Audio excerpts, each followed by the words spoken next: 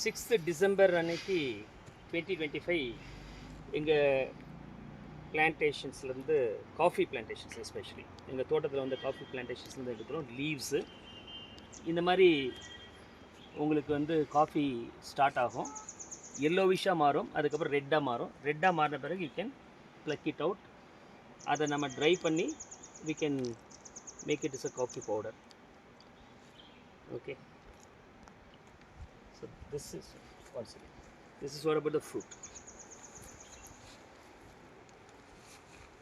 மொத்தமாக இங்கே இருக்குது. இந்த மாதிரி நல்லா ட்ரை ஆன பிறகு தானாகவே பறிச்சிட முடியும்.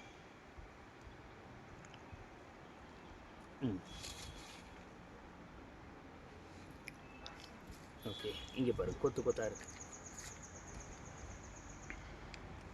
கம்ப்ளீட்